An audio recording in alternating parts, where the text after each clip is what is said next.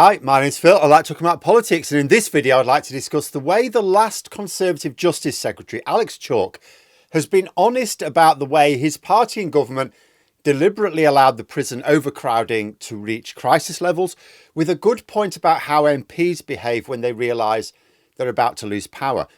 But I think he also inadvertently highlighted how austerity, which was a policy the Conservatives ruthlessly and enthusiastically pursued, ultimately screwed them over. And it's not just prisons where this has been apparent, but that might be the best example.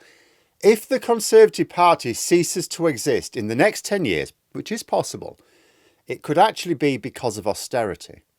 But first, for daily political commentary, please hit the subscribe button so you don't miss out.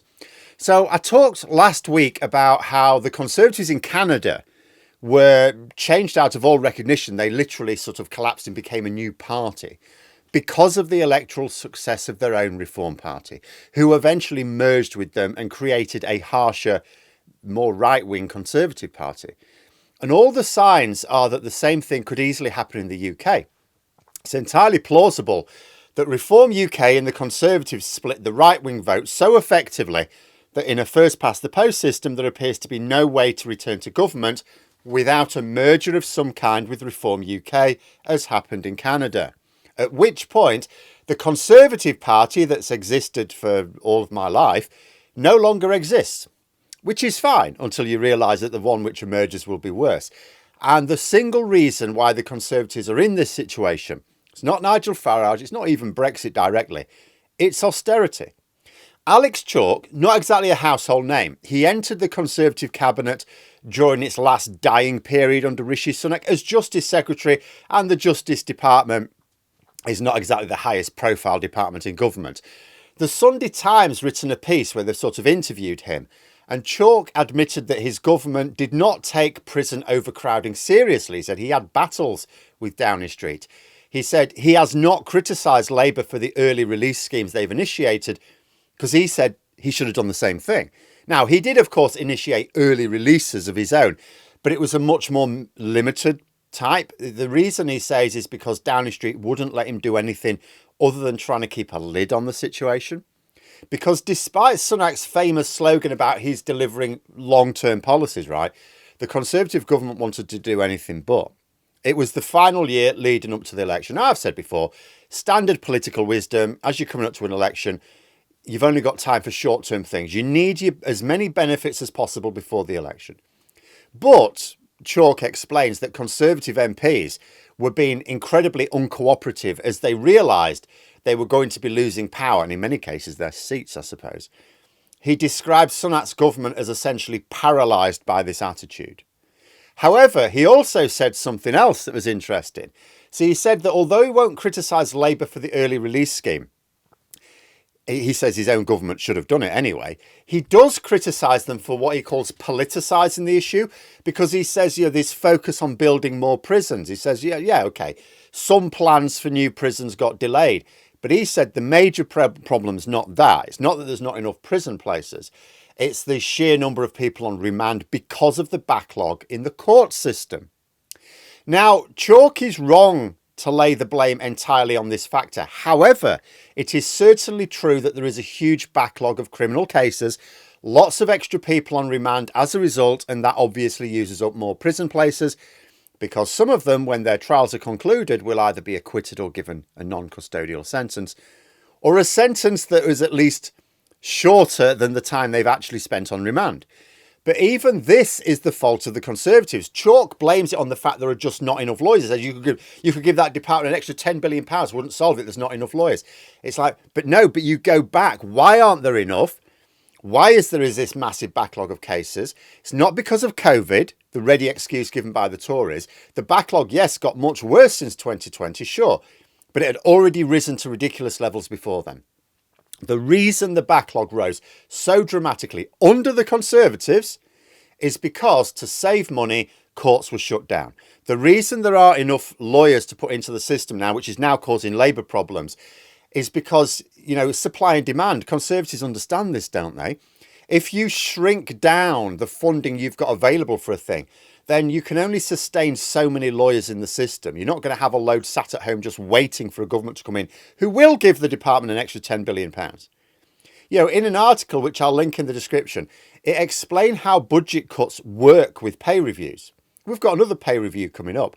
It explains how departments which are not ring-fenced are almost always asked to make 5% savings. It's a standard figure.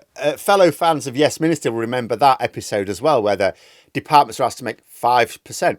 Not because anyone has calculated that there's 5% waste going on in that department, but just because it seems like a number that can make a significant saving and you'll probably be able to cut something. And if you're forced to make a 5% saving because the Chancellor's told you, you're not actually going to be making efficiency savings unless they're... The reality is there are very few inefficiencies. What you're going to do, because no government presides over massive inefficiency like deliberately. What you're going to do instead is you're just going to chop 5% from your budget where it will do the least short-term damage. But Cameron's austerity drive meant more than just 5% cuts to budgets. So courts were being closed down to save money, even though this led to dangerous criminals being less likely to be convicted due to victims worn down by constant delays to the trial pulling out. It also, of course, meant potentially innocent people having their lives wrecked due to the delays to a trial, which would ultimately acquit them. And as Chalk says, it led to a huge prison population of people on remand. Yet the prison service itself saw savage cuts. The article describes how the main austerity parliament of 2010 to 2015 saw the prison service face a 24% cut to its budget. That meant staffing was reduced. As a result, assaults in prison rose, self-harm rates rose. The point being that the prison service didn't become more efficient. The cuts to the budget didn't make it more efficient, it just made it more shit. And the reason for both courts being shut down and prisons being understaffed was austerity. A policy based on an error in an Excel spreadsheet. Remember, they based it all on, oh, this person's done this calculation. It was wrong. It was wrong. There was a mistake. And Cameron and Osborne adopted it because they saw it as a good excuse to shrink the size of the state and blame it on Labour's handling of the banking crisis. But that same policy may actually destroy the Conservative Party. Because although the Justice Department may have seen some of the most savage cuts during the austerity years, it wasn't the only one. The crisis which led to the public delivering the worst result for the Conservatives in literal centuries all have their roots in austerity. The prisons crisis, austerity. School and hospital buildings collapsing, it's because the Conservatives wanted to wait for them to fall down before they even thought about rebuilding them. Austerity. Huge waiting lists and staffing shortage in the NHS. That's austerity. They reduced pay down to the point where not only did strikes start to take place, but qualified people can get the same job with better conditions and pay elsewhere. Like Ireland, for example. You don't have to go to Australia or anything. Ireland pays much more for medical professionals. It's just across the Irish Sea.